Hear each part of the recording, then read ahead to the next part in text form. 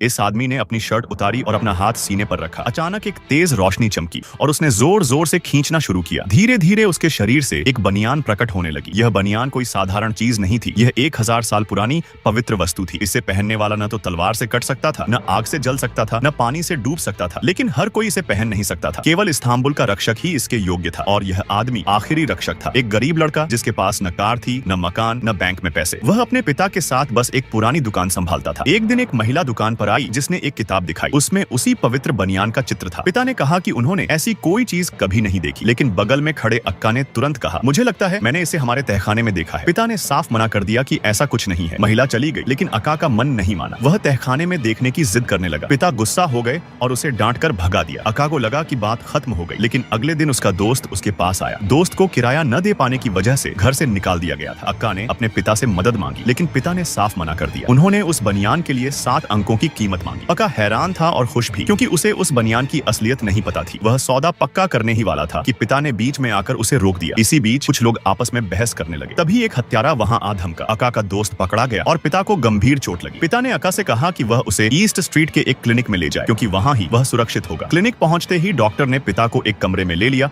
और अक्का को बाहर इंतजार करने को कहा। अक्का को कुछ समझ नहीं आ रहा था। वह बार बार सवाल पूछ रहा था। यह भी नहीं देखा कि सामने वाला उसका नाम जानता था। एक महिला जो वहां थी उसकी हरकतों से तंग आ चुकी थी। आखिरकार उसने अक्का को एक गुप्त रास्ते से ले जाकर दिखाया। वहां उसने देखा कि डॉक्टर उसके पिता के शरीर से गोली निकाल रहा था, लेकिन पिता ने बहुत खून खो दिया था और वह अब और नहीं टिक पा रहे थे। अक्का ने एम्बुलेंस बुलाने की कोशिश की, लेकिन डॉक्टर ने उसे रोक दिया। तब डॉक्टर ने अक्का को सच्चाई बताई। वह बूढ़ा आदमी उसका असली पिता नहीं था। वे दोनों एक लॉयल्टी गैंग नाम के संगठन से थे, जिसका मकसद अक्का की रक्षा करना था। अक्का का असली काम था इस्तांबुल की रक्षा करना और अमर लोगों को खत्म करना। अक्का को यह सब पागलपन लगा। वह चिल्लाया कि ये लोग पागल हैं। डॉक्टर ने उसे वह बनियान दी और कहा कि इसे पहनो, सब समझ आ जाएगा। अक्का ने जैसे ही बनियान पहनी, कुछ मिनट बाद वह जोर जोर से हिलने लगी। अचानक वह पिघलने लगी और उसके सीने में समा गई। पलक झपकते ही वह एक खास निशान में बदल गई। अक्का हैरान होकर अपने सीने को छूने लगा। विश्वास नहीं कर पा रहा था कि यह सब सच है। तभी सामने खड़ी महिला ने पिस्तौल निकाली और अक्का पर गोली चला दी, लेकिन अक्का को खरोंच तक नहीं आई। उसके शरीर ने गोली को न सिर्फ रोका, बल्कि उसे झपटा कर दिया। महिला ने बताया कि वह इस्तांबुल का रक्षक है। वह बनियान उसकी पवित्र वस्तु है जो उसे अभेद्य बनाती है। अक्का यह सब स्वीकार नहीं कर पाया। वह मौका देखकर भाग गया और अपने घर की ओर दौड़ा, लेकिन घर पहुंचने से पहले उसने देखा कि नीचे कुछ संदिग्ध लोग जमा थे। वह चुपके से पड़ोसी के घर गया। वहां उसे पता चला कि जब से वह बनियान लेकर गया था, कुछ लोग उसकी तलाश में दुकान पर आए थे। अक्का अपने पुराने घर लौटा और अपनी सुरक्षा के लिए एक हथियार उठा लिया। और आगे क्या हुआ देखने के लिए कमेंट कर नेक्स्ट पार्ट, और हाँ, चैनल को सब्सक्राइब करना ना भूलें।